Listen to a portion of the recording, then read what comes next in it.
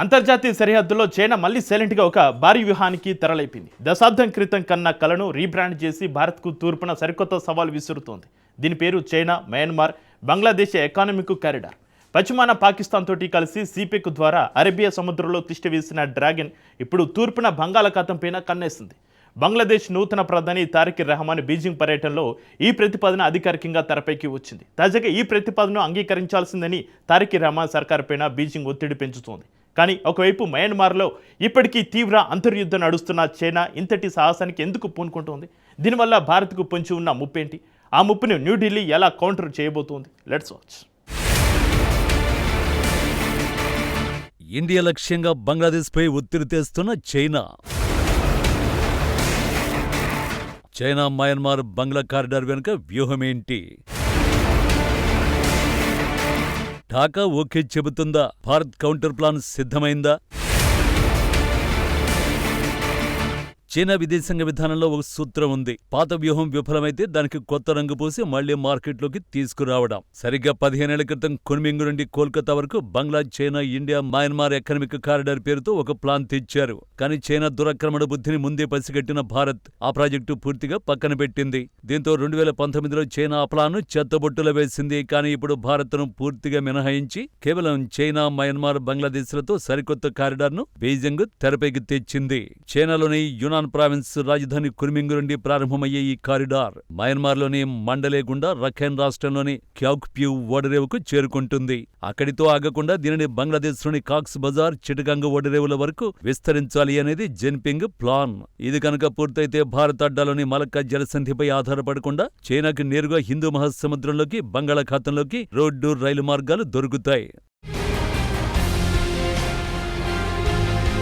ఈ కారిడార్ వెళ్లే మార్గం ప్రపంచంలోని అత్యంత ప్రమాదకరమైన యుద్ధ ప్రాంతం. ప్రస్తుతం మయన్మార్లోని మిలిటరీ జుంటాకు, స్థానిక తిరుగుబాటుదారులకు మధ్య భీకర అంతర్యుద్ధం నడుస్తోంది. ప్రస్తుత నివేదికల ప్రకారం మయన్మార్ ప్రభుత్వం దేశంలో కేవలం 20% భూభాగాన్ని మాత్రమే నియంత్రిస్తోంది. మిగిలిన ప్రాంతం తిరుగుబాటు సేనల చేతుల్లో ఉంది. ఇక్కడే చైనా మరో వ్యూహాన్ని అమలు చేస్తోంది. మయన్మార్ ప్రభుత్వంతో అధికారిక ఒప్పందాలు చేసుకుంటున్న బీజింగ్ మరోవైపు తమ ప్రాజెక్టులకు నష్టం జరగకుండా ఉండడం కోసం రఖైన్ ప్రాంతంలో బలంగా ఉన్న అరకాన్ ఆర్మీ లాంటి తిరుగుబాటు గ్రూపులతో తెర వెనుక రాయబారాలు నడుపుతోంది. అంటే మయన్మార్లో ఎవరు గెలిచినా ఓడినా కాకుప్యూ పోర్టుపై పట్టు కోల్పోకూడదు అనేది డ్రాగన్ ప్లాన్. ఈ డబుల్ గేమ్ ద్వారా మయన్మార్ సార్వభౌమాధికారాన్ని తన ఆర్థిక గుప్పెట్లోకి తీసేసుకుని భవిష్యత్తులో అక్కడ చైనా నావికాదళ స్థావరాన్ని ఏర్పాటు చేయడమే బీజింగ్ అస్సలు అంతర్యం. ఇటువంటి రగులుతున్న అగ్నిపర్వతంపై చైనా బిలియన్ల డాలర్ల పెట్టుబడి పెట్టాలని చూడటం కేవలం వ్యాపారం కాదు, భారత్ను లక్ష్యంగా చేసుకునే భౌగోళిక వ్యూహం కూడా ఉంది. ఇక చైనా ప్రతిపాదనపై బంగ్లాదేశ్ ప్రస్తుతానికి అత్యంత అప్రమత్తంగా వ్యవహరిస్తోంది. ఢాకా విదేశాంగ మంత్రి ఖలీల్ రెహమాన్ స్పష్టం చేసిన దాని ప్రకారం బంగ్లాదేశ్ దీనిని పరిశీలిస్తోంది తప్ప ఎలాంటి ఒప్పందాలు చేసుకోలేదు. ముఖ్యంగా మయన్మార్, రఖైన్ ప్రాంతంలో శాంతి నెలకొంటేనే భూమార్గం గురించి ఆలోచిస్తామని ఢాకా చెబుతోంది. శ్రీలంక, పాకిస్తాన్లు చైనా అప్పుల ఊబిలో చిక్కుకున్న తీరు చూశాక బంగ్లాదేశ్ అంత తేలిగ్గా డ్రాగన్ ట్రాప్ లో పడేలా కనిపించడం లేదు. ఇక చైనా బంగ్లాదేశ్ ను ఎంత లొంగదీసుకోవాలని చూసినా ఇండియా, బంగ్లాదేశ్ మధ్య ఉన్న చారిత్రక, సాంస్కృతిక బంధాలు చైనాకు పెద్ద అడ్డుగోడగా నిలుస్తాయని విశ్లేషకులు అభిప్రాయపడుతున్నారు. బంగ్లాదేశ్లో ఇటీవలి రాజకీయ మార్పుల తర్వాత కొత్తగా వచ్చిన పాలకులు కొంతవరకు భారత వ్యతిరేక వైఖరిని ప్రదర్శిస్తున్నమాట నిజమే. దీనిని ఆసరాగా చేసుకునే చైనా తీస్తా నది management, flood mitigation, green economy వంటి ఆకర్షణీయమైన ప్రాజెక్టులను ఎరగా వేస్తోంది. వాటికి బదులుగా ఇప్పటికే బంగ్లాదేశ్ మోంగ్లా పోర్టును చైనాకు కట్టబెట్టింది కూడా. కానీ బంగ్లాదేశ్ కు అవసరమైన నిత్యావసరాలు, విద్యుత్, వాణిజ్యం, కనెక్టివిటీలో భారత్ భౌగోళికంగా అనివార్యమైన భాగస్వామి. చైనాతో బంధం తాత్కాలిక లాభాలనిచ్చిన దీర్ఘకాలంలో శ్రీలంక లాంటి సంక్షోభం తెస్తుందని ఢాకాలోని సీనియర్ బ్యూరోక్రాట్లు హెచ్చరిస్తున్నారు. భారత్ కూడా తన నైబర్హుడ్ ఫస్ట్ విధానం ద్వారా ఆర్థిక సాయం అందిస్తూ బంగ్లాదేశ్ చైనా వైపు పూర్తిగా వెళ్లకుండా దౌత్యపరమైన ఒత్తిడిని కొనసాగిస్తోంది. కాబట్టి అంత తేలిగ్గా భారత్కు విరుద్ధంగా వ్యవహరించే ధైర్యం వాడు చేయకపోవచ్చని చెబుతున్నారు. ఇది తెలిసి కూడా చైనాను నమ్మితే నాశనమయ్యేది ఢాకానే.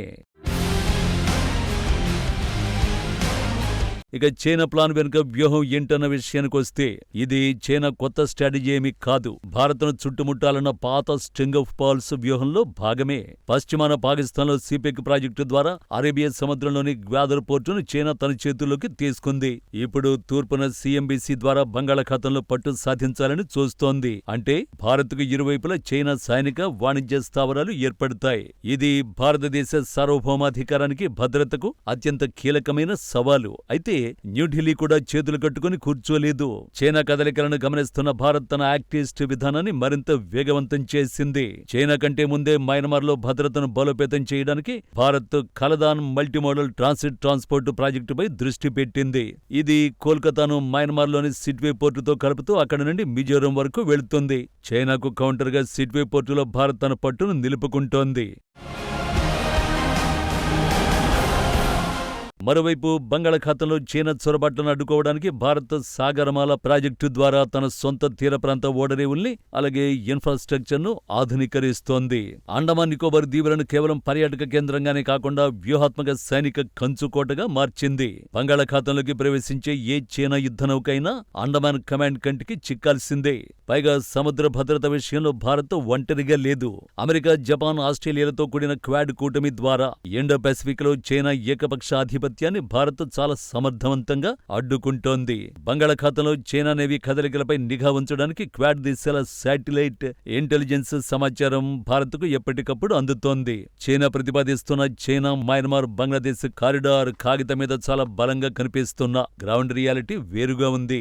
మయన్మార్ అంతర్యుద్ధం, బంగ్లాదేశ్ అప్రమత్తత చైనాకంత సులభమైన దారిని ఇవ్వవు. డ్రాగన్ విస్తురుతున్న ఈ తూర్పు సవాలును భారత్ తన దౌత్యనీతితో, రక్షణ వ్యూహాలతో, పొరుగు దేశాలతో ఉన్న బలమైన సంబంధాలతో తిప్పికొట్టడానికి సర్వసన్నద్ధంగా ఉంది. ఓవరాల్ గా చైనా కలలు కనడం సహజం, కానీ వాటిని నిజం చేసుకోవడం అంత సులువు కాదు. ముఖ్యంగా మయన్మార్ లాంటి అశాంతికి నిలయమైన ప్రాంతంలో $1 బిలియన్ కారిడార్ నిర్మించడం చైనాకు కత్తిమీదే సామి అవుతుంది. ఏది ఏమైనా ఇండియా తన భద్రతా ప్రయోజనాల విషయంలో ఎక్కడ రాజీ పడటం లేదు. పశ్చిమాన సిపెక్ ఇచ్చినట్లే తూర్పున చైనా, మయన్మార్, బంగ్లాదేశ్ కారిడార్ కూడా భారత్ తన వ్యూహాత్మక కౌంటర్ ప్లాన్ సిద్ధం చేసి ఉంచింది. అంతర్జాతీయ వేదికపై సరిహద్దుల్లో భారత్, చైనా మధ్య జరుగుతున్న ఈ మైండ్ గేమ్ లో న్యూఢిల్లీ పైచేయి సాధిస్తుందనడంలో ఎలాంటి సందేహం లేదు.